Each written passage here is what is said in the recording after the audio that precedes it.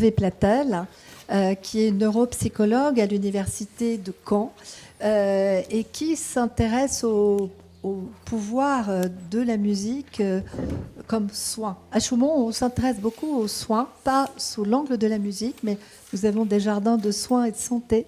Nous travaillons avec des médecins, nous travaillons avec des infirmières, des gens qui travaillent dans des EHPAD, dans des hôpitaux psychiatriques, qui sont en contact avec les malades et qui s'occupent des effets que les plantes peuvent apporter aux malades. Donc, évidemment, dans le cadre de cette rencontre, tous les travaux qui sont les vôtres et tous les écrits qui sont les vôtres sur les effets extrêmement bénéfiques du son et de la musique nous intéressent tout particulièrement. Donc, je suis vraiment très heureuse et très honorée de votre présence. Merci beaucoup de l'accueil.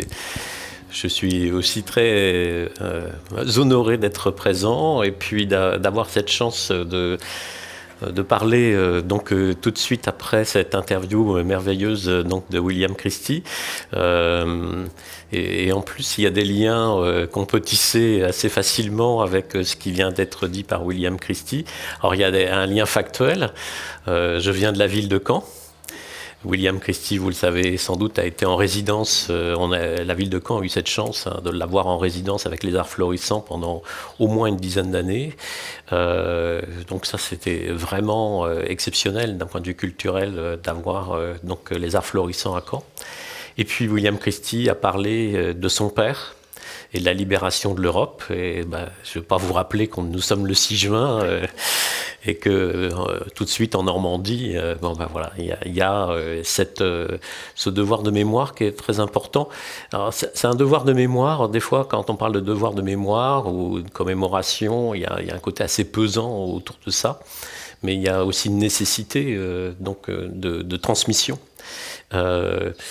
On entendait tout à l'heure en venant en voiture, à France Info, il y avait un petit reportage qui était intéressant, d'une personne qui accueille des vétérans et puis s'occupe aussi de collégiens, de lycéens dans des établissements, et qui disait en fait les collégiens qui vivent en Normandie, à côté des plages du débarquement, eux-mêmes le débarquement ça leur parle pas.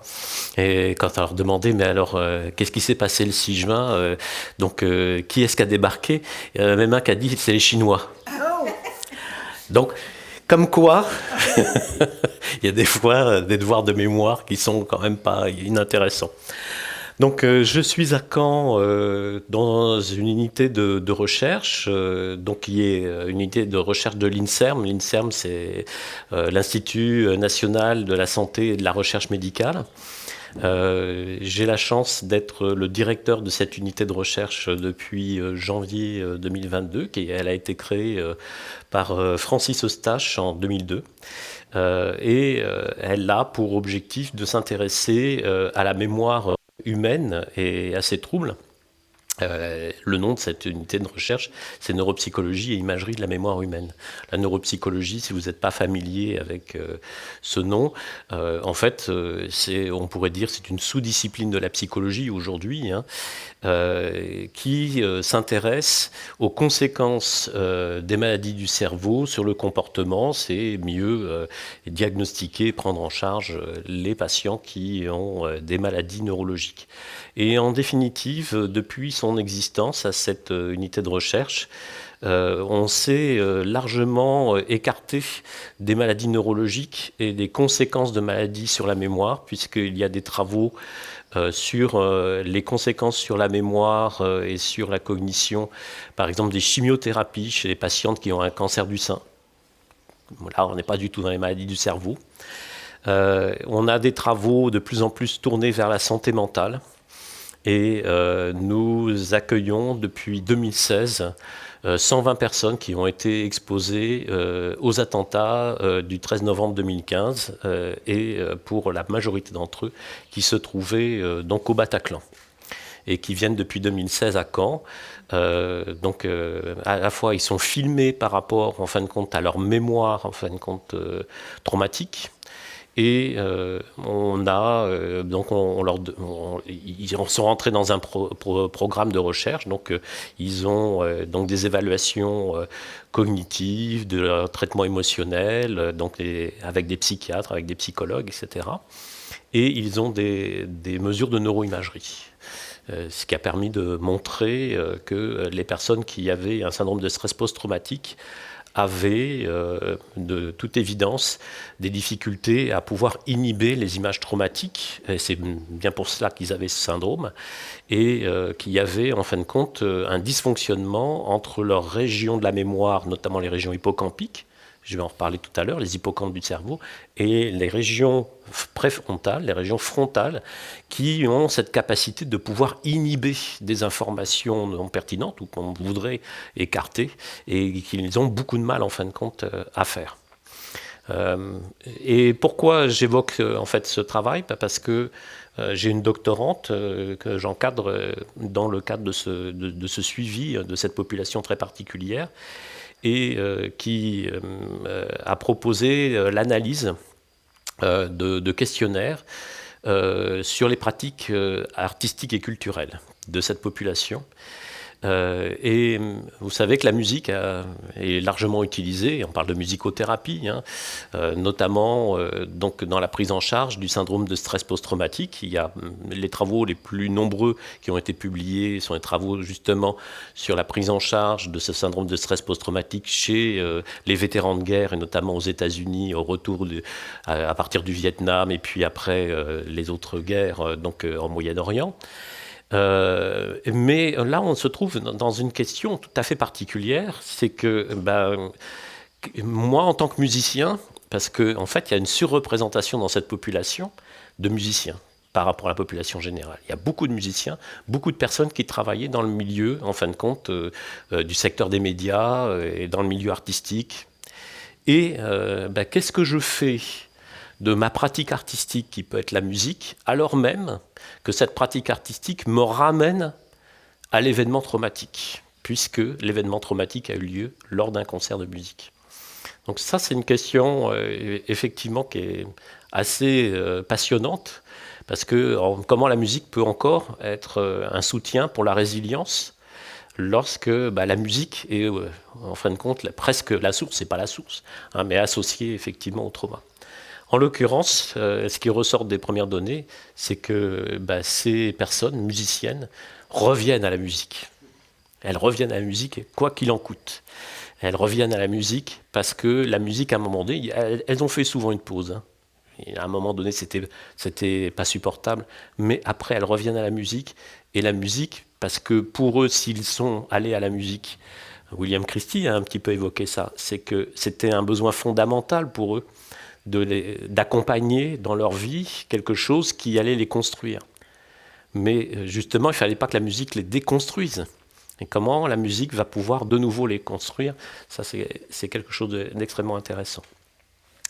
On voit sur ma diapositive donc Mathilde Groussard, qui est maître de conférence dans mon unité de recherche, qui travaille avec moi et qu'on voit ici au centre de neuroimagerie Cicéron, où on fait passer effectivement ces imageries donc du cerveau donc dans ces populations. Et puis à droite, les collaborations qu'on a avec notamment des EHPAD, des unités spécialisées Alzheimer pour des populations avec lesquelles on a pas mal travaillé concernant l'effet de la musique tout au long de la vie.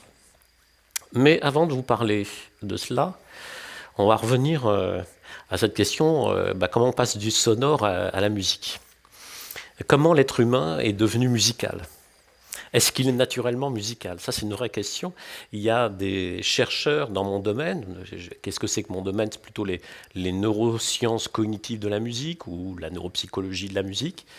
Notamment au Canada, le labo le plus célèbre donc, dans le domaine, c'est le labo qui s'appelle Brahms avec Isabelle Peretz et Robert Zatorre, donc à Montréal. Et Isabelle Peretz a travaillé avec des généticiens pour essayer de voir si en fait, nous étions dotés d'un gène de la musique. Alors, il n'y a pas vraiment de gène de la musique qui a été identifié jusqu'à maintenant, mais différents types de groupes de gènes, on va dire, et notamment nous avons parmi nos gènes des gènes que l'on va trouver chez les oiseaux chanteurs. Qui donne à la possibilité aux oiseaux, effectivement, de pouvoir produire des chants. Donc, nous avons dans nos gènes, effectivement, les gènes des oiseaux chanteurs. Est-ce que c'est ça qui nous permet d'être des individus musicaux, chanteurs? Bon, c'est une vraie question. En tout cas, mais ça va être un débat qu'on va retrouver systématiquement dans cette littérature, de l'inné et de l'acquis, bien évidemment. Hein, qu'est-ce qu'il faut pour développer des compétences musicales, pour être un musicien? C'est certainement un mélange d'inné et d'environnement favorable. Parce que s'il n'y a pas d'environnement favorable, certainement que l'inné va se retrouver stérile, va se retrouver effectivement sans avoir d'environnement qui va lui permettre en fin de compte de développer quelque chose qui est présent. On pourrait parler des jardins, il peut y avoir des graines, mais après à un moment donné, il faut qu'il se passe quelque chose peut-être pour que ces graines se mettent à germer. Alors, bien sûr, il y a les sons de la nature, des éléments. C'est un point fondamental qui fait que, William Christie l'a rappelé au moment donc du confinement, d'un seul coup, on a réentendu la nature. C'était assez remarquable. Alors, non seulement les oiseaux, on rappelle souvent que près de 70% des espèces d'insectes ont disparu donc là dans les 30-40 dernières années, mais il y a beaucoup d'espèces d'oiseaux aussi qui ont disparu, par voie un petit peu d'effet domino. Hein. Et c'est vrai qu'on a un peu oublié d'écouter ou d'entendre les oiseaux. Alors, quand on habite à Caen, en bord de mer, on entend les mouettes. Mais au-delà des mouettes, il y a d'autres espèces d'oiseaux, mais là, on les entendait bien. Je me souviens même avoir simplement, vous avez peut-être fait ça au moment du confinement, j'ai photographié le ciel bleu. Parce que ça m'a ébloui de voir un ciel immaculé, sans aucune traînée, en fin de compte, d'avion. Et bon, voilà, c'est une autre expérience. Est-ce que les sons de la nature, le bruit du vent, les ruisseaux, etc., c'est quelque chose qui nous a encouragés en termes d'environnement à être musical? Certainement que ça peut y avoir contribué, mais bien sûr, il y a les cris des animaux. J'ai parlé des chants des oiseaux. L'imitation des cris des animaux, c'est une évidence. Alors, l'imitation des cris des animaux, il y a plusieurs choses à dire qui sont intéressantes. Et on va revenir sur pourquoi la musique. Et notamment, on va faire un petit détour par quelqu'un que vous connaissez tous, c'est Charles Darwin. Charles Darwin, qui est évidemment connu pour la publication en 1863 donc de son ouvrage, donc L'origine des espèces. Mais ce n'est pas cet ouvrage-là, moi, qui m'intéresse. C'est l'ouvrage qu'il a publié quelques années plus tard, 13 ans après. Il a publié un ouvrage qui, en français, s'appelle « L'expression des émotions chez l'homme et les animaux » en 1872. Et vous avez d'ailleurs une petite illustration qui est tirée effectivement de cet ouvrage, où il insiste sur la continuité phylogénétique dans l'expression donc des émotions, le caractère universel et inné de la manière dont, en tant que notamment mammifères, nous exprimons notre colère, notre mécontentement, ou éventuellement notre contentement.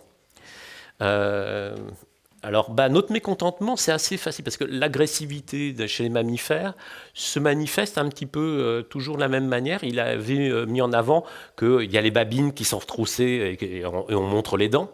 Il y a les grognements, etc. Donc il y a un certain nombre de similitudes dans la manière dont on va exprimer nos émotions.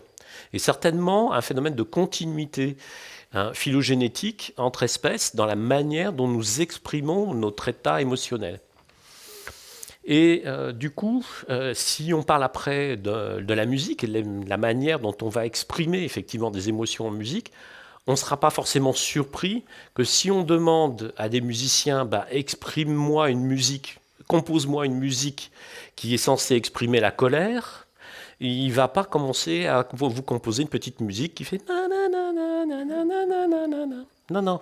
Il va tout de suite penser à une musique brom, brom, brom, brom, brom, brom, brom, brom. Des trucs comme ça. Et si vous écoutez effectivement comment on se met en colère un orang-outan donc, ou un gorille, quand il n'est pas content, il fait pas non, non, non, non, il fait voilà. Et ça, on va le retrouver de manière assez évidente dans, je dirais, les canons attendus de qu'est-ce que c'est que notre expression émotionnelle. C'est quoi une musique joyeuse? Et on va y revenir dans un instant. Ben, c'est une musique qui fait rire, potentiellement, hein, ou qui ramène au sourire ou au rire. Non. Hein.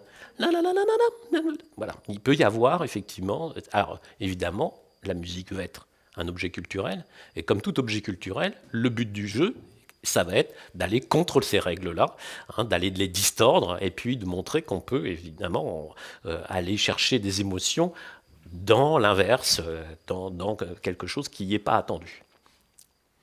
Alors la musique depuis quand en fait? C'est pas facile de le savoir parce que les enregistrements sont assez rares, mais il y a des traces préhistoriques, notamment des flûtes qui sont taillées dans des os d'animaux, notamment des os de cygnes. Vous en trouvez des exemplaires, il n'y a pas besoin d'aller en Chine, là j'ai mis... l'exemple de flûtes chinoises, hein, qui sont datées de 6000 à 9000 ans avant Jésus-Christ. Et en fait, vous allez dans le sud de la France, il y a notamment au Pays Basque les grottes d'Istúriz. Et ces grottes, vous avez, en fin de compte, ils vous montrent des instruments de musique préhistoriques qui correspondent à des flûtes en os taillées. Et vous avez même autre chose, c'est-à-dire vous pouvez visiter les grottes et voir qu'il y a certains stalactites et stalagmites, donc les stalagmites surtout, parce que c'est ceux qui montent, hein. Les stalactites qui tombent. Voilà, merci pour ce rappel scolaire. Donc, eh bien, vous avez en fin de compte des traces d'impact, comme s'ils avaient tapé avec des maillets. C'est effectivement stalagmites, et en fait ils font des reconstitutions, et si vous les tapez effectivement avec des maillets, vous apercevez que ça fait des sons tout à fait extraordinaires, et que certainement ça n'a pas été choisi par hasard. Donc l'être humain est musical depuis au moins 30 000 ans, 40 000 ans. Alors il y a beaucoup en fin de compte de questions autour de est-ce que nous avons chanté avant de parler? Vaste question, parce que qu'est-ce que ça veut dire chanter, qu'est-ce que ça veut dire parler? C'est-à-dire, est-ce que, comme les grands primates, nous avons eu un langage, une communication émotionnelle? Certainement. Hein, les grands primates ont une communication émotionnelle. Donc, est-ce que de cette communication émotionnelle, on en a fait quelque chose sur lequel on a joué, en fin de compte, d'un point de vue culturel? Certainement.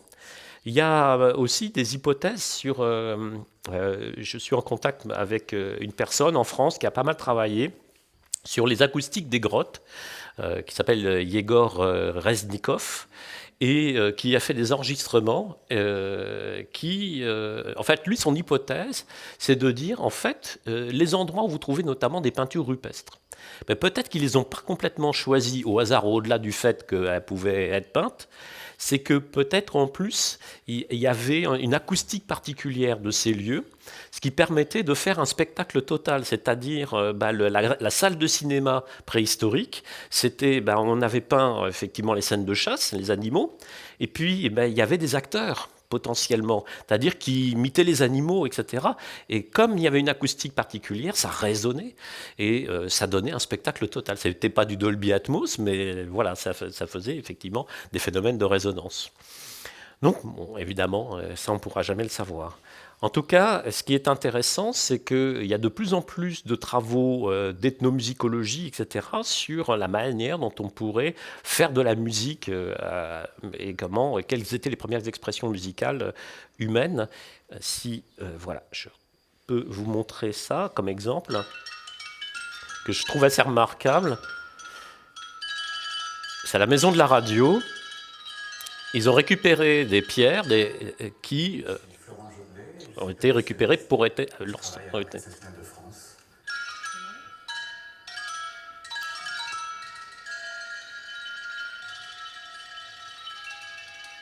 Nous sommes au deuxième jour de répétition. Nous sommes 4 percussionnistes avec cette pièce. Chaque percussionniste a devant lui à peu près 5 ou 6 pierres, enfin, a devant lui la capacité de jouer 5 ou 6 pierres. C'est là, il y a les 22 pierres qui sont organisées selon 2 circuits. D'abord, les pierres du plus grave au plus aigu.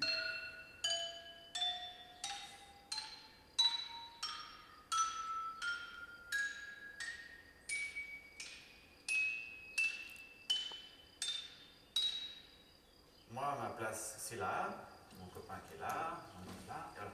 Et puis, il y a une deuxième organisation, c'est 4 pierres qui sont un peu singulières, qui sont les plus résonantes de toutes, qu'on a mis aux 2 extrémités et au milieu. Comme ça, on peut se les partager.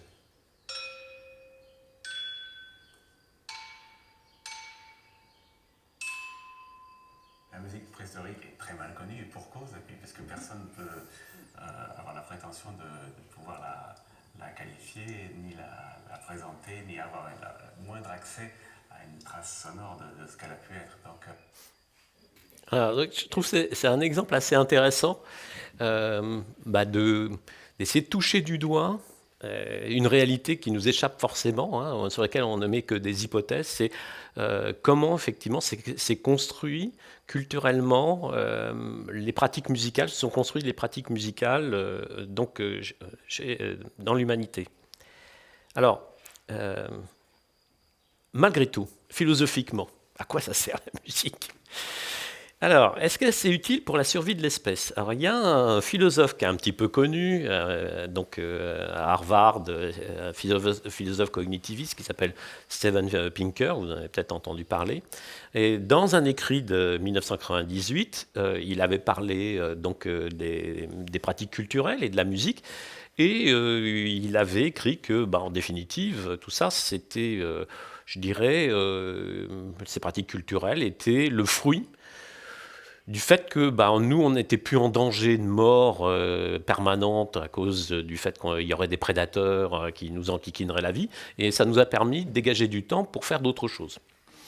Et que la musique, ça n'a pas d'utilité particulière pour lui, parce que si demain, vous vous réveillez, et en fait, la musique, c'est un concept, ça n'existe pas.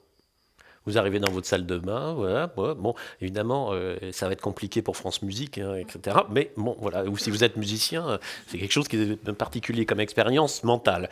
Hein, mais vous êtes là, évidemment, vous allez pouvoir faire votre petit déjeuner, vaquer à vos occupations, potentiellement, sauf si vous êtes musicien. Et ça ne va pas vous empêcher de vivre ou de survivre. Mais quoique. Mais ça, voilà, ça c'est l'idée qui s'en fait.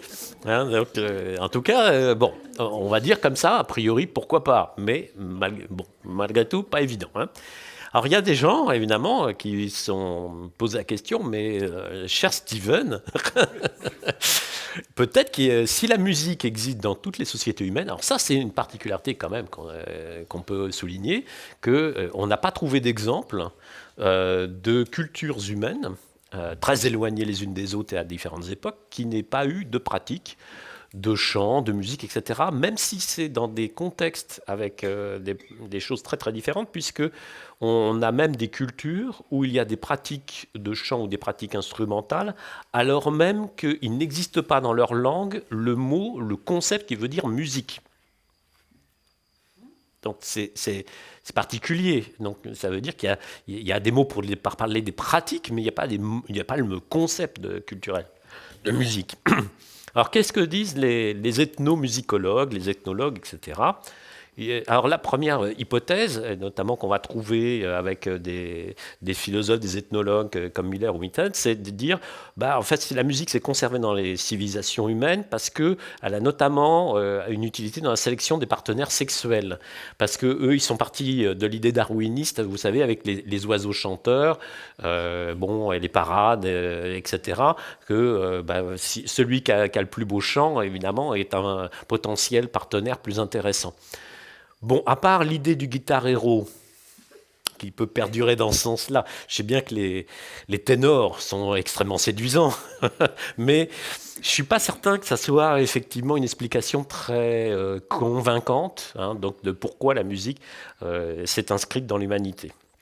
En revanche, il y a des hypothèses plus intéressantes à mon sens, qui sont de l'utilité de la musique, quelles que soient les cultures, dans les comportements de maternage. Et il y a des travaux récents, notamment, vous savez qu'aujourd'hui, on peut traiter, grâce à des algorithmes de calcul, des très grandes quantités d'informations. Et il y a eu de très belles publications dans des grands journaux comme Nature ou Science, où ils ont, en fin de compte, regroupé dans des banques de données des milliers et des milliers d'heures de musique de cultures extrêmement diverses, pour arriver à montrer qu'est-ce qui était le plus petit dénominateur commun entre tout ça. Parce que les ethnomusicologues s'étaient toujours arraché les cheveux sur cette histoire-là, parce que les pratiques musicales, enfin les cultures musicales ont une telle diversité que c'était très difficile de montrer que même d'un point de vue de la production des musiques pour produire d'une émotion, c'était pas aussi simple. Pensez simplement, on dit musique triste, enterrement. Oui, mais chez les manouches, c'est pas forcément vrai. Musique joyeuse, enterrement. Donc, enfin, musique joyeuse, ou en tout cas, qui n'est pas forcément connotée telle qu'elle. Donc, c'est pas si simple. Par contre, ce qui est sûr, c'est que on va trouver, dans toutes les cultures humaines, des comportements de chant, de vocalisation de la part des mamans, principalement. Alors, et les papas peuvent chanter, hein, évidemment. Mais, en fait, les comportements de maternage, et pour rassurer, calmer les bébés. Et je parlais tout à l'heure des vocalisations des grands primates. Chez les singes, donc chimpanzés, gorilles, il y a aussi des vocalisations que font les femelles pour calmer les petits. Et en fait, là aussi, ça ne va pas être si elles veulent calmer leur bébé, aucune maman va commencer à grogner comme ça. Elle va faire de vocalisation. Voilà, une vocalisation comme ça. Donc, j'imite bien. Ouais, je sais, j'ai toujours un très grand succès dans mon imitation. Donc, et c'est vrai que, en fait, ça paraît être du bon sens d'une certaine manière sur comment comportementalement on peut induire une sorte de synchronie émotionnelle. Par le son, par le rendu sonore. Donc ça paraît un peu plus convaincant. Est-ce que la musique est vraiment complètement universelle? Alors en fait, c'est pas si simple non plus, parce qu'on sait depuis quelques années qu'il y a 3 à 5% de la population générale qui est qualifiée d'amusique. Alors, qu'est-ce que ça veut dire? Eh bien, ce sont des personnes qui n'ont pas vécu forcément dans un environnement où il n'y avait pas de musique. Hein, et ils peuvent avoir des frères et sœurs qui ont développé des compétences musicales tout à fait normales, qui ont pu être exposés à la musique. Ça arrive plus fréquemment dans des environnements pauvres en musique, c'est une réalité, mais ce n'est pas forcément systématiquement lié à cette sous-exposition à la musique. Et ces personnes donc, ne développent pas de compétences donc dans le domaine de la musique, c'est-à-dire plus précisément, elles n'arrivent pas à distinguer la hauteur fondamentale entre deux notes, c'est-à-dire pour elles, les notes ont l'air d'être à la même hauteur, ou en tout cas elles ne les distinguent pas très clairement, et quand on leur fait écouter 2 mélodies, on dit mais c'est pareil ou c'est pas pareil, elles sont incapables de le dire. Et il peut y avoir aussi des problématiques aussi sur le rythme. Ça donne lieu des fois à des choses complètement inimaginables quand on entend, je dirais, un peu normalement la musique. Puisque un ami neurologue d'un de mes maîtres qui est Bernard Le Chevalier. Bernard Le Chevalier est neurologue, il était chef de neurologie donc à l'hôpital de Caen, musicien. Il a écrit plusieurs ouvrages que vous trouvez chez Odile Jacob, hein, Le cerveau de Mozart, Le cerveau musical de Baudelaire, etc. Et Bernard Le Chevalier, il avait un ami neurologue complètement à musique. Et non, il a fait des études de médecine, il est devenu neurologue, voilà. Et intellectuellement, on va dire qu'il tournait bien, quoi. Et il dit, mais alors moi, la musique, je ne comprends rien. Il dit, je sais qu'on joue la Marseillaise parce que je vois les gens qui se lèvent. Alors je me dis, mais qu'est-ce qu'il entend? Qu'est-ce que ça doit être, la musique, dans son cerveau? On se demande. Parce que pour être pas capable, effectivement, de faire la différence entre Petit Papa Noël ou Allons enfants de la patrie, enfin, on se dit, mais qu'est-ce qu'il entend? Et je pense qu'on peut assimiler ça.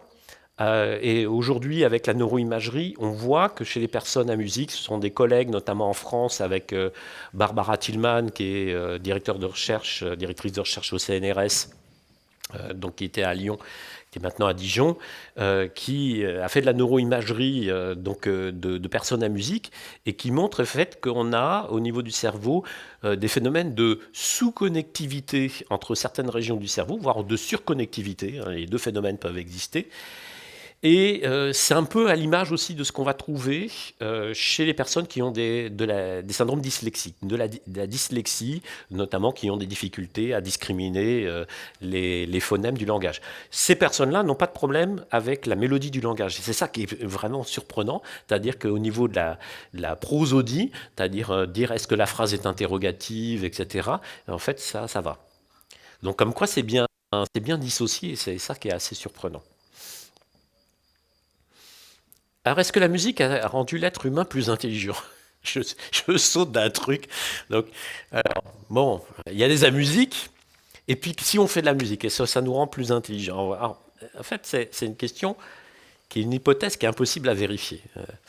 La musique et la peinture ont sans doute contribué à stimuler les capacités créatrices des individus. Et je pense que c'est l'intérêt des pratiques culturelles, c'est aussi de stimuler à imaginer effectivement des mondes alternatifs, à faire des associations qui sont éventuellement improbables. Je ne vais pas parler de créativité ici, créativité cerveau, créativité cognition, il y aurait beaucoup à dire. Vous me ferez revenir là-dessus. Mais est-ce qu'il y a des spécificités des pratiques artistiques? Oui, sans doute qu'au-delà de nous rendre intelligents, elles sont motivantes, elles sont valorisantes. Ce sont des récompenses individuelles et sociales. Et je n'ai pas voulu rentrer sur la question. Mais alors, qu'est-ce que vous pouvez donner comme définition de la musique? C'est quoi votre définition de la musique? Pas facile, mais par rapport à ce que j'ai dit tout à l'heure, à mon sens, de manière très modeste, moi, la définition que je pourrais en donner, c'est que la musique, c'est la mise en forme culturelle du monde sonore. C'est-à-dire, le monde sonore existe et on en fait un objet culturel. Donc c'est la mise en forme culturelle du monde sonore de plein de manières différentes. On peut faire de la musique, justement, aujourd'hui, avec l'échantillonnage. On peut enregistrer des bruits et transformer ça en musique. Donc, le monde sonore devient musique.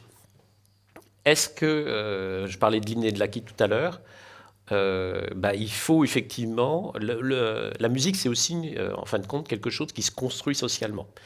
Il faut être éduqué à la musique. Et je vais revenir sur les émotions musicales et le côté aussi inné, acquis. Clairement, il y a besoin effectivement d'une éducation et d'une exposition à la musique pour développer quand même des compétences musicales. Et si le petit bébé, il n'a pas entendu sa maman chanter, etc., il y a cet objet culturel, musique, qui ne va pas forcément être très présent. Donc la musique, c'est aussi un objet social, bien évidemment. Alors les émotions dans l'écoute musicale. Alors, l'expérience sensorielle et perceptive de la musique produit universellement des émotions chez les êtres humains. Ça, c'est, je dirais, un postulat qu'on avait pendant longtemps dans la littérature, en psychologie cognitive de la musique, en philosophie musicale, etc. Et qui est aujourd'hui pas mal remis en question de différentes manières. Déjà, universellement, pas si simple. Pourtant, j'ai insisté là-dessus, c'est quelque chose qu'on retrouve en tant que pratique culturelle dans toutes les sociétés humaines. Tout le monde ne développe pas des capacités de sensibilité à la musique, mais est-ce qu'on réagit émotionnellement tous de la même manière à la musique? C'est une vraie question. Est-ce que c'est inné ou nécessite un apprentissage? Là aussi, pendant longtemps, on a dit que la réaction émotionnelle à la musique, elle était innée. Ça dépend de quoi on parle exactement. Et ça aussi, c'est pas si simple, et il y a de plus en plus de travaux qui montrent qu'il faut peut-être être un petit peu plus subtil sur cette question-là. Et puis, peut-être de manière plus incongrue, est-ce que c'est uniquement chez l'humain, cette sensibilité à la musique? En fait, il y a de plus en plus de travaux aujourd'hui pour dire que les animaux réagissent à la musique et sont sensibles à la musique. Pour ces animaux, la musique n'est pas un objet culturel, clairement. Ils ne la manipulent pas comme telle, ils ne la produisent pas comme telle. Même s'il y a des discussions autour, justement, des oiseaux chanteurs, des parades, etc. Mais les animaux peuvent être sensibles à la musique. Mais à quoi ils sont sensibles dans la musique? Et ça, j'y reviendrai. Et aujourd'hui, chez les éthologistes, on parle de plus en plus de cultures animales. Hein, et de personnalité aussi, chez les animaux. Alors, vous êtes même allé jusqu'à la personnalité des plantes tout à l'heure, des arbres. Je ne vais pas aller jusque-là aujourd'hui. Alors, ce qui est intriguant avec la musique, c'est justement ces côtés, à la fois ce jeu entre l'universalisme et le côté très personnel et individuel de l'expérience. Autrement dit, est-ce qu'on réagit tous émotionnellement à la musique? Bon, potentiellement oui. Est-ce qu'on va tous avoir le même type de jugement sur ce qu'on ressent? Pas forcément. La preuve en est, on n'aime pas tous les mêmes musiques. Et pourtant, alors vous allez me dire, sur ce principe-là, du coup, comment on peut faire des études expérimentales en laboratoire sur les émotions et la musique, étant donné qu'on aime tous, enfin, on n'aime pas tous les mêmes musiques, on n'a pas tous, effectivement, développé les mêmes sensibilités esthétiques. Mais pourtant, en fait, on va pouvoir le faire parce qu'on sait qu'il y a, en fin de compte, des paramètres dans la musique et qui produisent effectivement des phénomènes émotionnels sur lesquels on va être relativement d'accord. Ici, je vous mets 3 expressions faciales, joie, tristesse, peur. Je vous fais écouter 3 extraits musicaux et vous allez devoir choisir un de ces 3 visages en relation avec la musique.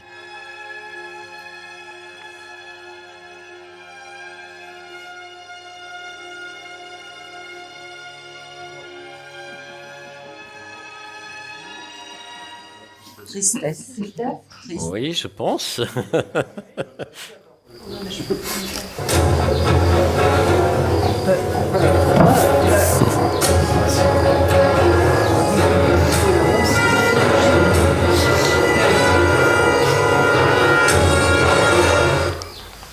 Et puis, hop. Voilà.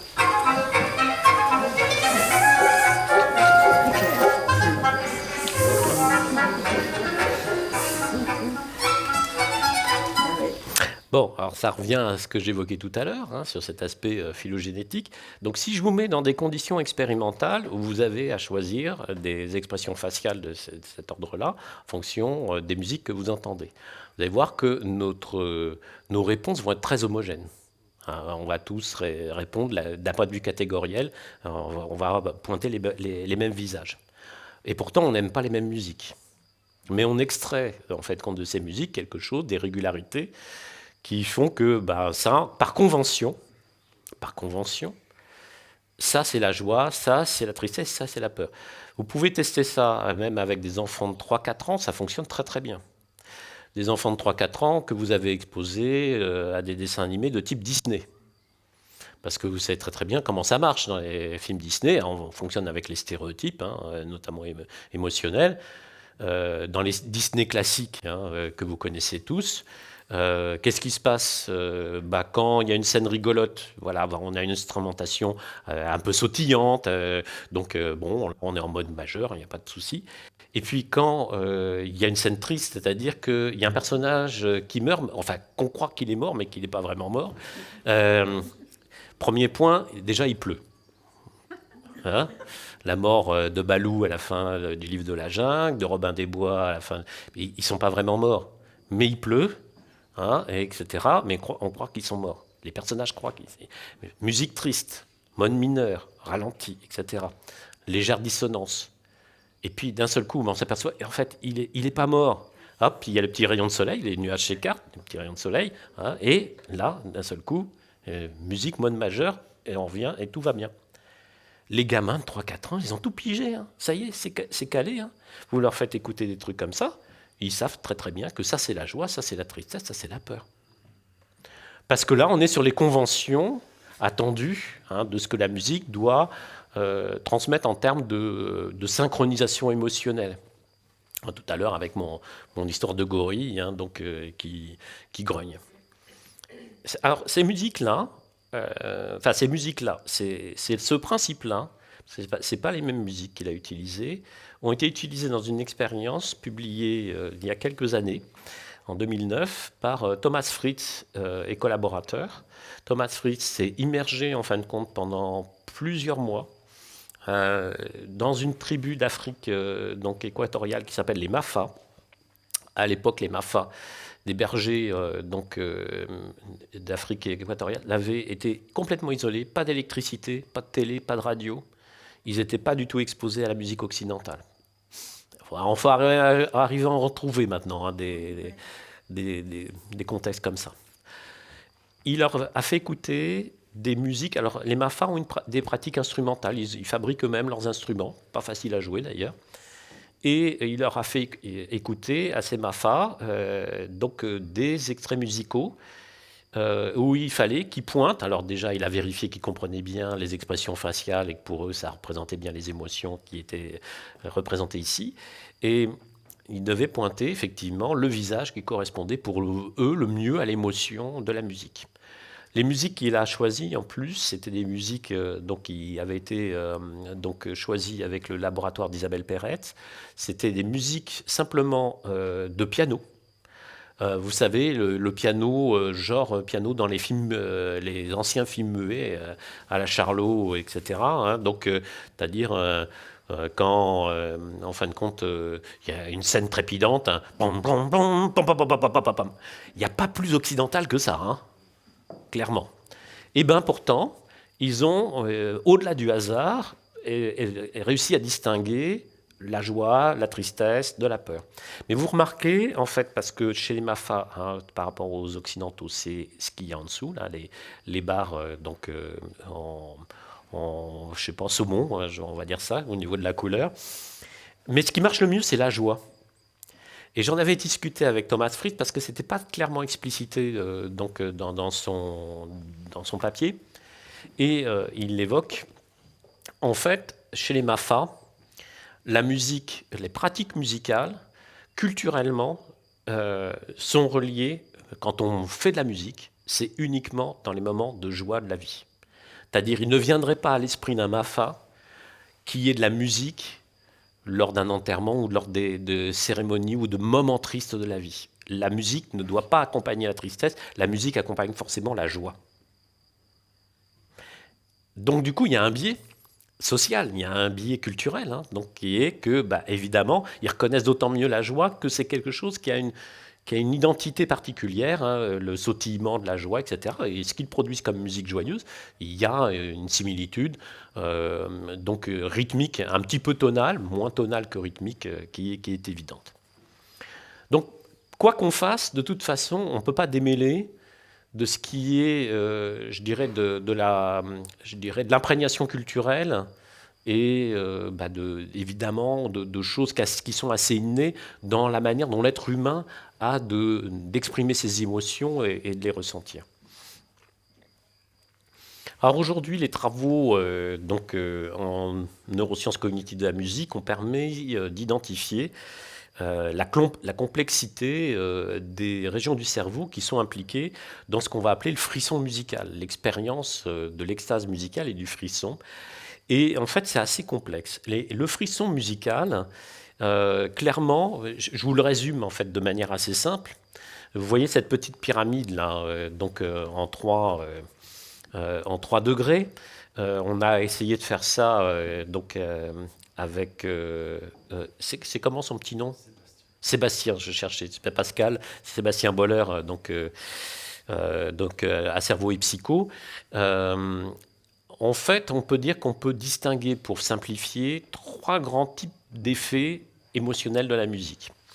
Il y a un premier effet qui est très sensoriel, primaire, c'est-à-dire que la musique, c'est d'abord une expérience physique, une expérience sensorielle, et il y a des gens qui vont éprouver un grand plaisir, voire un frisson, la chair de poule, simplement parce que l'acoustique, l'onde sonore les prennent au niveau corporel. Hein, c'est le fait d'aller écouter de la musique amplifiée avec des grosses basses, etc. Bon, ça, c'est une expérience physique qui peut être productrice de plaisir en soi. On sait d'ailleurs que ce plaisir physique lié à la vibration des instruments, on va la retrouver très très fortement, avec une grande sensibilité chez les enfants autistes, qui vont avoir tendance, en fin de compte, à se coller aux instruments, à se coller contre le piano, à se coller contre le bois de la guitare, etc., pour ressentir les vibrations des instruments. Donc il y a cette dimension, indéniablement, ce que j'appelle parfois un peu l'effet guili-guili de la musique, en définitive, c'est que la musique va nous faire un effet un peu massage. Ça touche aussi les récepteurs viscéraux, si ce sont des fréquences sonores assez fortes. Bon, voilà, il y a un effet, et là, pour le coup, il n'y a pas besoin d'être éduqué musicalement, c'est un effet qui est assez inné. À un deuxième niveau, eh bien, il y a un effet qui est vraiment très lié à la mémoire. Qu'est-ce que nous disent les personnes? Alors, on a pu, pas dans mon laboratoire spécifiquement, mais là aussi au Canada, chez Robert Zatoré, ils ont fait passer des personnes sous IRM à qui ils ont fait écouter leurs morceaux favoris qui leur provoquaient le frisson musical. Ils apportaient leurs propres extraits musicaux, et puis on leur faisait écouter ces extraits musicaux mélangés à d'autres. Et ils devaient les coter, dire dans quelle mesure ils avaient une intensité du plaisir et à quel point ils éprouvaient la chair de poule ou le frisson de nouveau. Et quand on pose la question à ces participants, mais pourquoi cette musique vous provoque la chair de poule? L'explication, elle est souvent mémorielle, c'est-à-dire qu'elle est mémorielle dans le sens où ils ne disent pas « oui, ça me rappelle un moment heureux que j'ai vécu », ce qui peut arriver, mais c'est généralement pas ça ce qu'ils expriment. Ce qu'ils expriment, c'est que « ah oui, mais cette musique-là, je la connais par cœur, et à un moment donné, il va se passer ça ».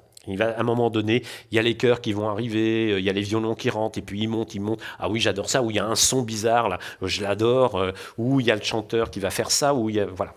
Et en fait, ils attendent un événement qu'ils savent qui va se produire, et cette attente dans le cerveau va préactiver ce qu'on appelle le circuit de la récompense. Et bien évidemment, si ça se produit, vous avez votre récompense. Le cerveau, il est très joueur, il établit des hypothèses, et si l'hypothèse se réalise, il a gagné. Et ça veut dire quoi pour le cerveau qu'il a gagné? Il libère effectivement un certain nombre de substances, dopamine, noradrénaline, ocytocine, etc., qui donnent un sentiment de bien-être. Donc ça fonctionne, d'ailleurs, ce principe de récompense fonctionne évidemment en dehors de la musique. Mais la musique a quand même ceci de particulier, c'est qu'on va vers l'extase avec aussi ce phénomène de frisson. On peut avoir le frisson en regardant un film au cinéma, bien sûr. C'est vrai que l'extase avec le frisson est beaucoup moins rapportée, peut être rapportée, mais moins fréquemment, d'un point de vue, je dirais, de la population générale, face à des tableaux de peinture, par exemple. Mais c'est possible. Et puis il y a un troisième niveau. Alors évidemment, ce frisson, ça a un effet mémoriel, ce qui veut dire, je conclus là-dessus, que si jamais, imaginons que vous avez une maladie de la mémoire, si vous devenez amnésique, genre un trauma crânien, un virus qui vous grignote les amygdales, les hippocampes du cerveau. Eh bien, qu'est-ce qui se passe? Il se passe que vous pouvez avoir une amnésie massive, et avec notamment ce qu'on appelle une amnésie d'identité, une amnésie rétrograde. C'est-à-dire que vous ne savez plus comment vous appelez, ce que vous avez vécu, qui vous êtes. Quand vous avez ces amnésies d'identité, il s'avère que souvent, les personnes ne savent plus ce qu'ils aiment. Autrement dit, on leur fait écouter, et c'est souvent pour essayer de leur faire récupérer la mémoire, les fameux morceaux de musique qu'ils adoraient, qui leur provoquaient le frisson, pour leur faire réactiver la mémoire. Et puis ils sont là, bof, oui, bon, ouais, pas mal, mais voilà. Et ça ne leur provoque pas, en fin de compte, parce qu'il n'y a plus cet effet mémoire. Ça ne veut pas dire qu'on ne peut pas avoir un effet de frisson sur quelque chose qu'on écoute pour la première fois. Mais même quand on écoute quelque chose pour la première fois, et il y a des travaux effectivement de l'équipe de Robert Zatorre qui sont très intéressants, ils se sont amusés, et c'est très anglo-saxon de ce point de vue-là, à faire écouter des morceaux complètement inconnus et pendant 30 secondes, et puis après ça s'arrête, et on leur demande de juger s'ils les connaissent ou ils les connaissent pas, et puis après de dire quel était leur niveau d'intérêt sur l'extrait, et quelle est la somme d'argent qu'ils seraient prêts à mettre pour entendre la suite. Mais en fait, ça, c'est très anglo-saxon dans l'idée, mais ça marche super bien parce qu'en fait, il y a une corrélation très claire entre la somme d'argent que vous êtes prêt à mettre et l'activation, en fin de compte, de votre circuit de la récompense. Terrible, hein? Donc là, l'art est vénal. Non, je plaisante, évidemment. Alors, il y a un troisième aspect qu'il ne faut pas donc ignorer, c'est que évidemment, on peut avoir cet effet mémoire qui est de plusieurs niveaux, de plusieurs sortes. Mais on peut aussi avoir un effet vraiment d'expertise et vraiment un plaisir esthétique très sophistiqué. C'est le plaisir de l'expert. Hein, celui qui connaît par cœur une pièce, etc., et qui, sur une interprétation, d'un seul coup va prendre ah oui, ça c'est vachement bien fait. Mais c'est les critiques, c'est les grands mélomanes, etc. Hein, en jazz, c'est classique. Hein, on voit bien ça en jazz, mais on voit ça aussi en beaux-arts. Hein, le spécialiste des beaux-arts, on dit ah bah oui, mais là c'est vachement bien fait par rapport à la perspective, machin. Et puis là, c'est en rupture.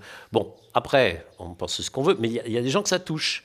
Notamment chez les musiciens mélomanes de jazz, il y a souvent en fin de compte ça, ah bah oui, mais je connaissais tous les enregistrements de John Coltrane sur ce morceau-là, puis on vient d'en découvrir un nouveau, ah bah oui, j'écoute, oh là là, mais il fait un truc là, c'est incroyable par rapport à l'interprétation qui est... Vous voyez, c'est très intellectualisé.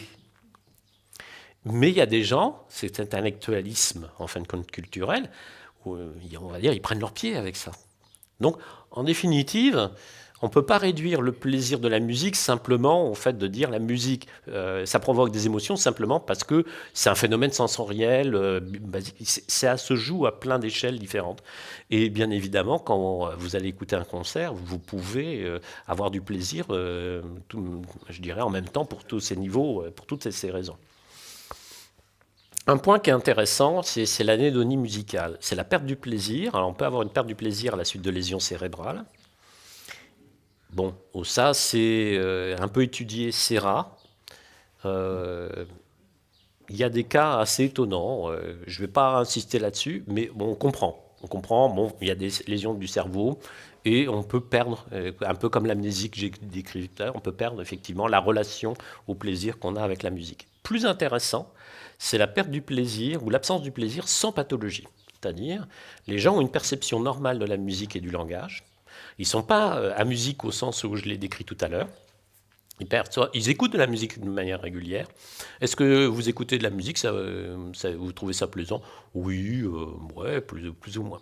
Mais ce que les collègues québécois avaient remarqué, c'est qu'en testant les personnes, vous savez, la tâche catégorielle que j'ai faite, ils s'amusaient aussi à enregistrer la réaction émotionnelle, physiologique de ces personnes, voir s'il y a une réaction, accélération cardiaque, sudation, etc.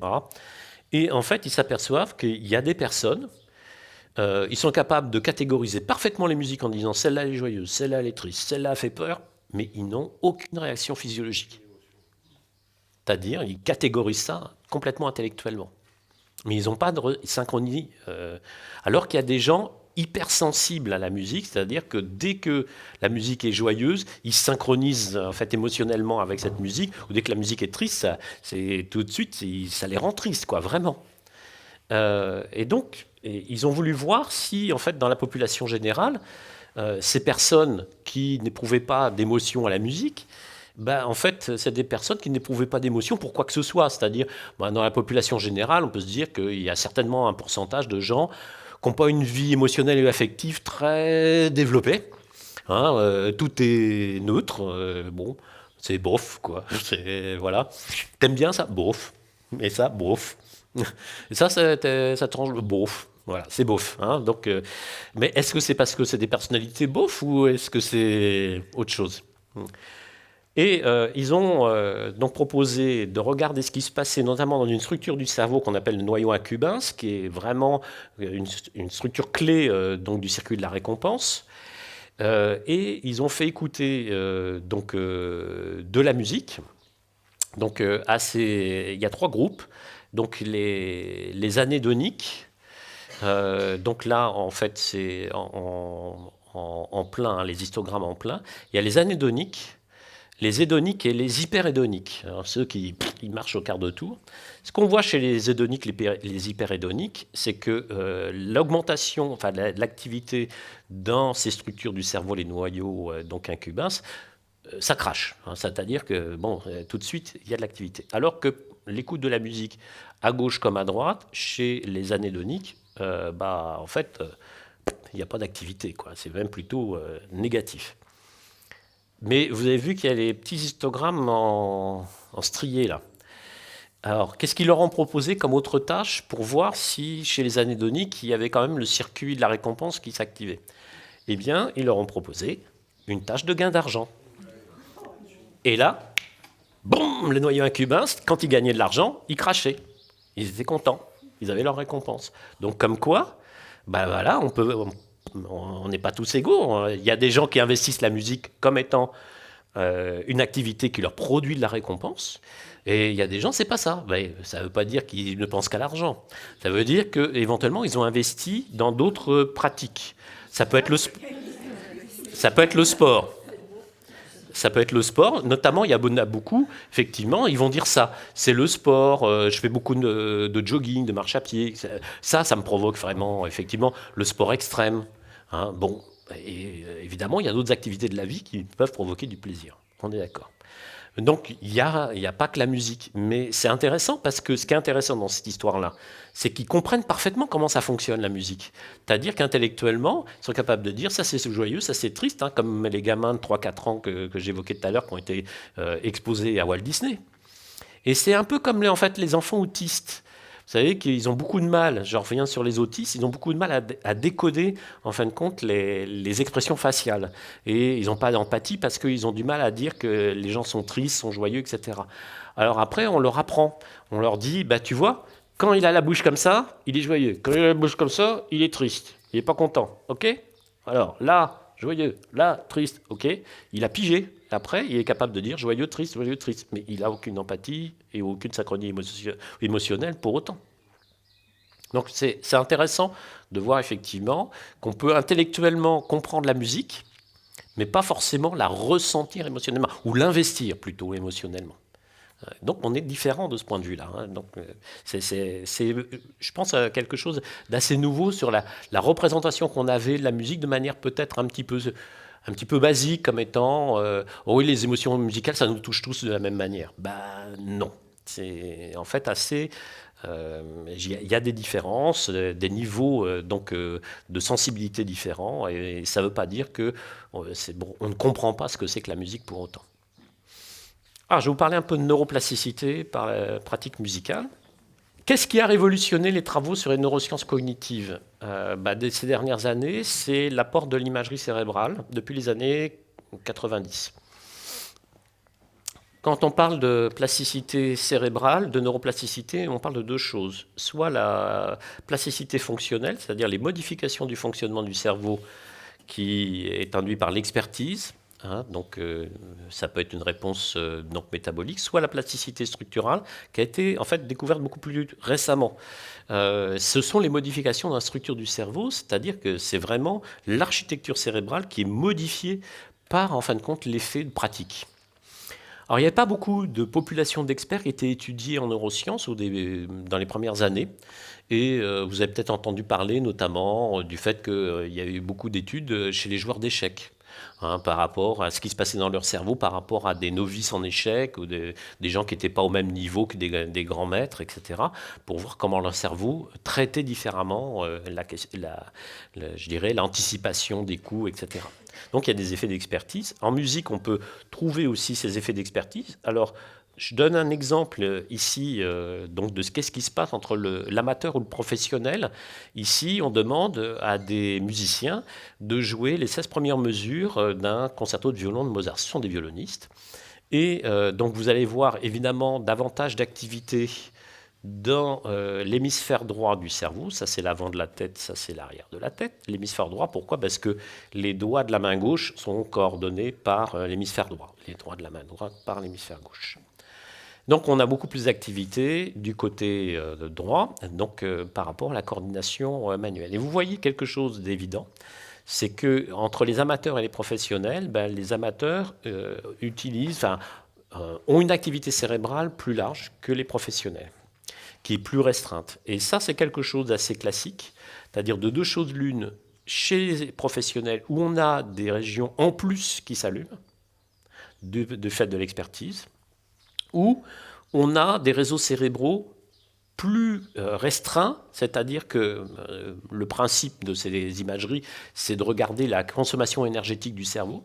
Et donc, évidemment, si vous êtes un expert, vous êtes en capacité de réaliser quelque chose avec plus d'efficacité, mais en consommant moins d'énergie. Donc, vous faites avec plus de facilité. Et c'est ce qui se passe dans le bilinguisme aussi. On va retrouver la même chose dans le bilinguisme. Si vous apprenez une deuxième langue et vous êtes au début de l'apprentissage, votre cerveau il carbure énormément. Et puis plus vous êtes en fait un bilingue, on va dire naturel, plus en fin de compte l'activité cérébrale de votre deuxième langue se superpose quasiment à l'activité cérébrale de la langue native. Donc ça c'est une dimension classique. Et puis il y a un autre aspect qui est intéressant dans les aspects lié au fonctionnement du cerveau, avant de passer à des exemples sur la structure, c'est le fait, qu'est-ce qui se passe dans le cerveau quand on demande de faire de la musique, de la produire, ou d'imaginer de la produire. Et donc là, ce sont des chanteurs d'opéra à qui on demande soit de chanter,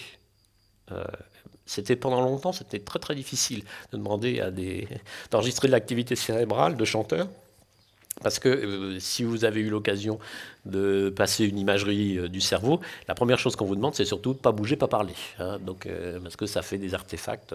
Voilà. Et bon, maintenant, on a des astuces pour pouvoir enregistrer malgré tout. Et en fait, vous voyez que ça, c'est l'activité du cerveau lorsqu'ils chantent. Et en dessous, c'est quand ils imaginent chanter la même partie. On voit qu'on a en fait une signature très très proche, qui est un petit peu moins importante, mais qui est très proche. Et ça, c'est intéressant. Je vous montre ça avec des techniques maintenant d'imagerie qui sont amusantes, parce qu'elles sont portables, elles sont moins précises qu'une IRM. Donc là, vous avez une jeune pianiste qui a des capteurs sur la tête et il y a une tablette là et on voit en fin de compte augmenter l'activité d'oxygénation du cerveau dans les régions de coordination manuelle. Voilà, plus elle est concentrée, plus évidemment il y a une consommation d'oxygène importante. Alors hop, je passe, voilà. Et là après on lui demande à cette jeune pianiste de poser ses mains sur ses cuisses et d'imaginer jouer son morceau. Et là, vous allez retrouver l'augmentation de la consommation d'oxygène au niveau du cerveau dans les mêmes régions. Et en fonction de la difficulté du morceau, et on a tout à fait la même chose. Alors ça, c'est intéressant parce que sur les stratégies d'apprentissage chez les musiciens, vous savez que chez les musiciens experts, il y a des stratégies qui ne sont pas toutes les mêmes d'ailleurs. Il y a des musiciens qui ont des stratégies visuelles, donc ils imaginent directement la partition. Il y a des musiciens qui ont des stratégies vraiment auditives, de mémoire auditive, des stratégies aussi évidemment procédurales, motrices, c'est-à-dire ils imaginent les gestes qu'ils doivent faire pour produire la musique. Et des fois, c'est des stratégies mixtes. Il y a un petit peu, en fin de compte, suivant les répertoires des deux. Mais ce qui est intéressant pour nous, d'un point de vue de la compréhension du fonctionnement cérébral, c'est de dire que quand vous imaginez faire, vous faites, d'une certaine manière. Quand on dit on répète par imagination, oui, c'est complètement vrai. Et pour nous, c'est très intéressant parce que, comme j'ai dit au début, notre unité travaille sur la mémoire. Et la question est intéressante par rapport à la mémoire. Qu'est-ce que c'est que la mémoire, la fiabilité de la mémoire, les faux souvenirs, etc. Et quand on imagine quelque chose, et qu'on imagine plusieurs fois et qu'on le répète, dans quelle mesure ce qu'on a imaginé devient en fin de compte un vrai souvenir? C'est pas facile ça. C'est-à-dire 40 ans plus tard, quel est le statut en fin de compte de cette expérience interne? Est-ce qu'elle ça a le même statut qu'une expérience qui serait produite Moi, je fais souvent, en fin de compte, ce petit exercice aux étudiants. Je leur dis, imaginez, hein, vous savez ce que c'est que le son d'une trompette? Imaginez, il y a un trompettiste là qui rentre dans la salle. Vous voyez le trompettiste, hein? Donc maintenant, le trompettiste, il se met à jouer, et il est en train de jouer la mélodie de Petit Papa Noël. Vous connaissez tous la mélodie de Petit Papa Noël. Donc imaginez, écoutez la mélodie de Petit Papa Noël jouée par ce trompettiste. Alors il y en a certains qui vont imaginer un son de trompette à la Miles Davis, d'autres donc à la Armstrong, etc. Peu importe. Mais voilà, vous répétez ça ce soir dans votre petit lit. Hein, voilà, le trompettiste en train de jouer Petit Papa Noël. Bon, en fait, il s'avère que Ibrahim Malouf l'a fait vraiment Petit Papa Noël à la trompette. Donc, mais normalement, c'est une expérience que personne n'avait vécue. En tout cas, les étudiants, ils n'avaient pas vécu. Je leur dis, on se revoit dans 40 ans. Qu'est-ce qu'il en est de ce souvenir? Si vous vous souvenez que c'est moi qui vous l'ai induit, est-ce que, du coup, c'est un vrai souvenir? Oui, d'une certaine manière. Il a le même statut que quelque chose que vous auriez vraiment vécu. Mais vous l'avez vécu, vous l'avez, en fin de compte, créé par imagination. Donc ça, c'est intéressant, parce que notre cerveau, c'est un organe à décoder et simuler le monde qui nous entoure. Donc il est là aussi pour simuler le monde qui nous entoure. Et pour les artistes, c'est exactement ça. C'est simuler le monde qui nous entoure. Donc du coup, on fait semblant, on fait. Alors qu'est-ce qui se passe dans le cerveau des musiciens quand on les fait, je dirais, travailler la musique? Vous savez en fait que faire de la musique, c'est un travail de la mémoire. Et nous, ce qu'on a trouvé, alors si je vous avais demandé de faire des paris sur quelles sont les régions du cerveau qui sont modifiées, dont l'architecture est modifiée si vous faites de la musique. Ce qu'on va retrouver, et au bout de quelques mois, c'est vrai aussi chez les enfants qui suivent des cours de musique, il y a les régions auditives qui sont modifiées, avec une épaisseur corticale, une densité de neurones plus importante. On va avoir les régions motrices, coordination manuelle, fonction des instruments, qui vont aussi être modifiées. Et bien sûr, les régions de la mémoire, parce qu'en fait, c'est une activité d'apprentissage. Et dès que vous êtes dans une activité d'apprentissage, vous faites travailler vos circuits de la mémoire. Et nous, ce qu'on avait montré, c'est qu'on avait une corrélation très significative entre le nombre d'années de pratique de la musique et l'épaisseur de neurones dans les régions hippocampiques. Dans les régions des hippocampes, ça veut dire que potentiellement, on peut dire que les musiciens, ils font travailler leur mémoire et qu'ils ont des circuits de la mémoire qui sont boostés. Et ce n'est pas dû de l'esprit, parce qu'on a fait des travaux comportementaux où on a regardé est-ce que vraiment les personnes qui ont fait de la musique toute leur vie ont une meilleure mémoire sur des tests de mémoire ou des tests cognitifs de manière générale. Standard qu'on fait passer quand vous allez passer une consultation donc en centre de consultation mémoire. Et on a fait ça chez les musiciens et chez des acteurs, c'est-à-dire les gens qui font du théâtre toute la vie, qui apprennent des textes, et chez des gens qui n'ont aucune activité de ce type-là et qui n'ont pas d'activité culturelle ou artistique de manière majeure.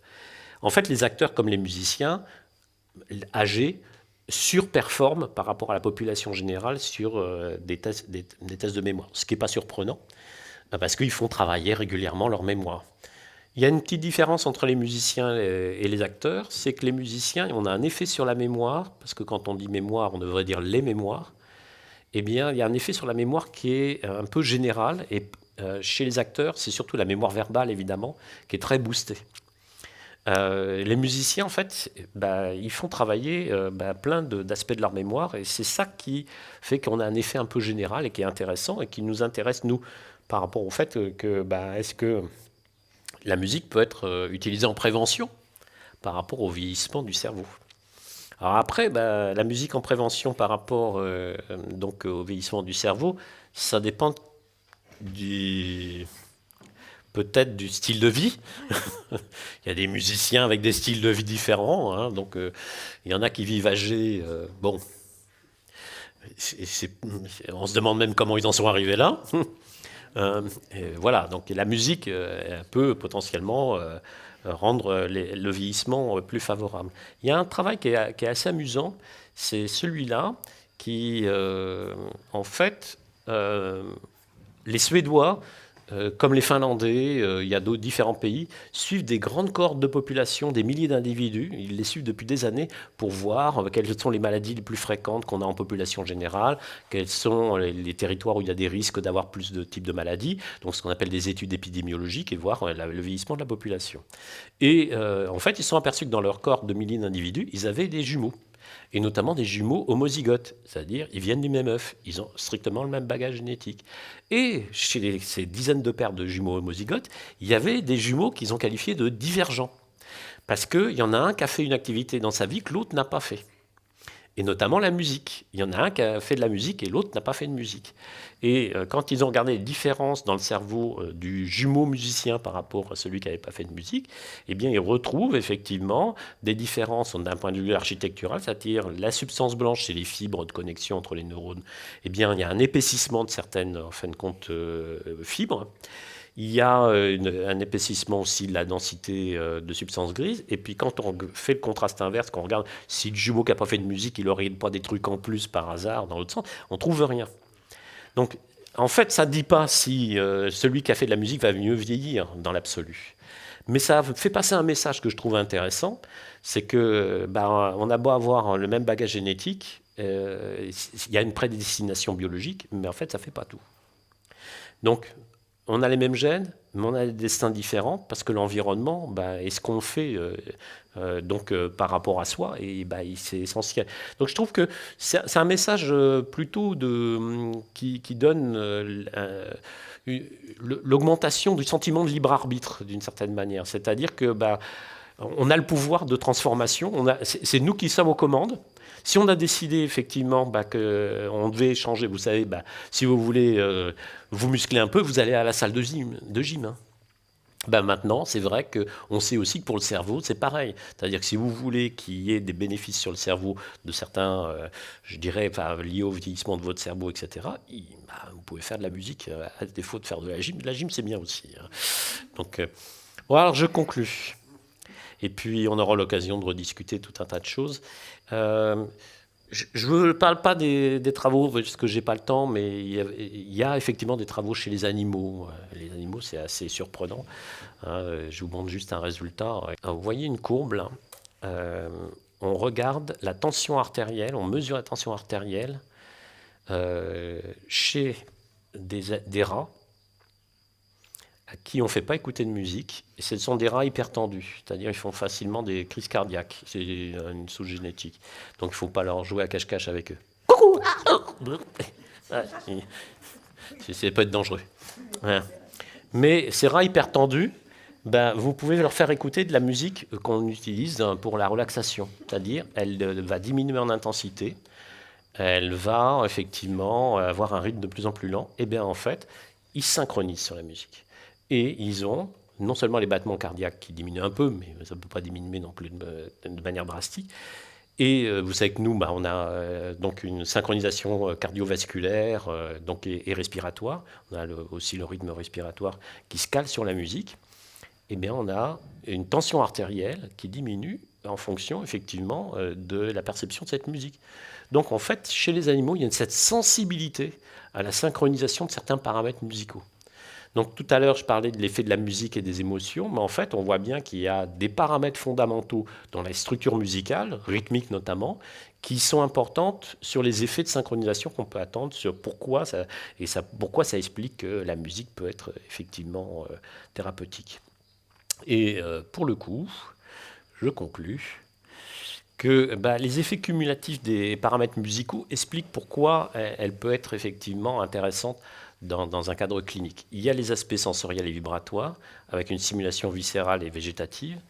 Il y a une synchronisation et un entraînement physiologique, et ça, c'est médié principalement par la pulsation, l'effet fréquentiel des répétitions de structures, rythmique, timbrale, mélodique. Et puis, il y a de plus en plus de travaux aussi sur l'aspect spatial du son. On a une doctorante dans notre labo qui essaie de faire des environnements 3D sonores pour la prise en charge des patients qui ont ce qu'on appelle une héminégligence et qui n'arrivent plus à orienter leur attention dans par exemple, le champ visuel gauche parce qu'ils ont une lésion dans l'hémisphère droit.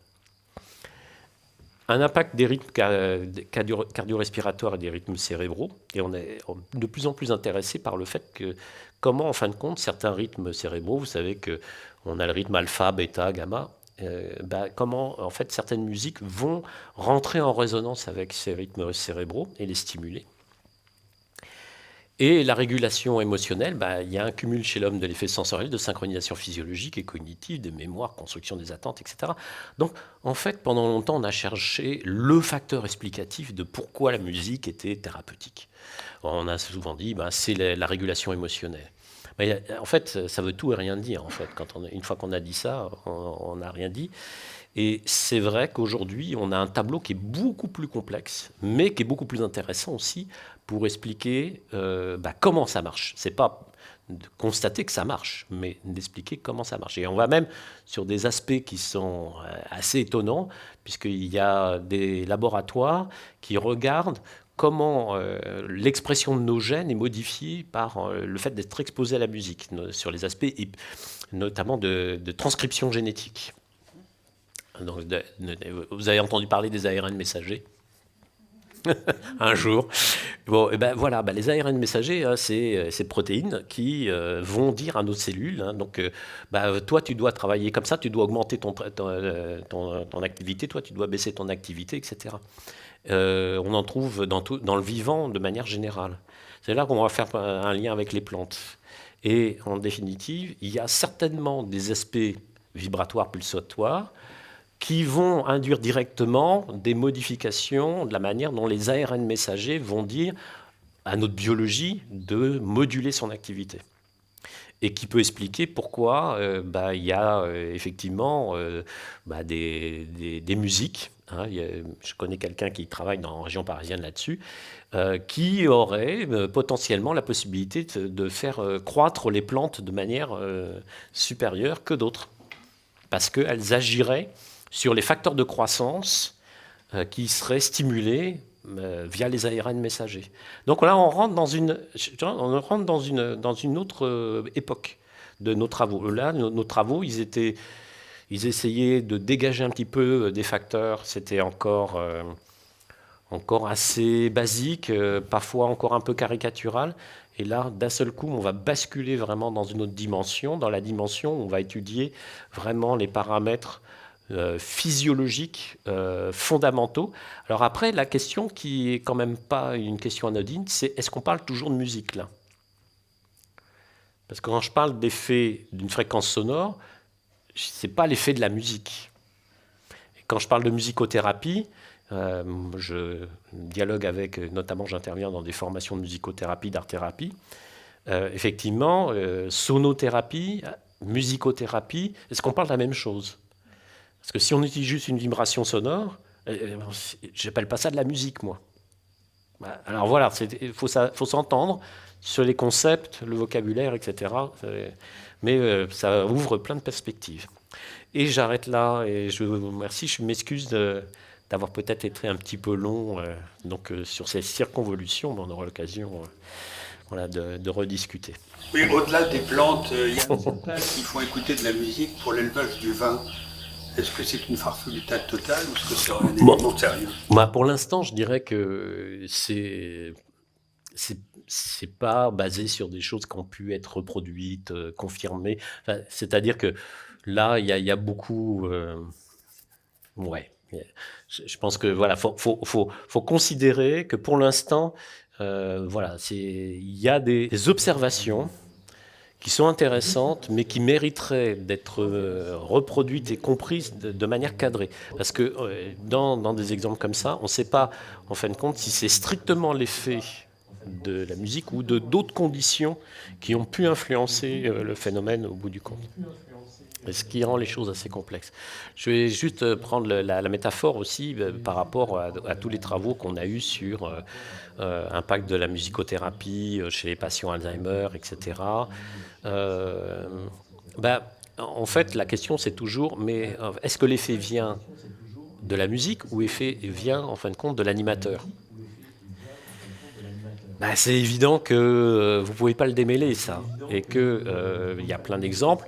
On voit que si on compare les bénéfices émotionnels, positifs, etc., d'un atelier cuisine par rapport à un atelier musique, on peut avoir exactement les mêmes bénéfices d'un atelier cuisine par rapport à un atelier musique. Ça dépend de la manière dont l'animateur est expert dans sa pratique et va emmener les patients vers quelque chose de positif. Donc les jardins thérapeutiques, ça existe et c'est extrêmement intéressant et positif. De plus en plus de maisons de retraite, d'ailleurs, se construisent des jardins thérapeutiques avec des parcours, etc. Mais si le jardin existe, mais qu'il n'y a personne qui fait la médiation, il ne se passe rien. Hein. Ce n'est pas le patient tout seul qui va être guéri par le fait qu'il y a un jardin thérapeutique dans l'EHPAD. Hein. Donc c'est ça qui est compliqué. À un moment donné, c'est de faire la part des choses entre du bénéfice du support, du contenu du support et puis de la médiation. On ne peut pas, dans des pratiques de clinique, on ne peut pas les démêler. Merci. Voilà.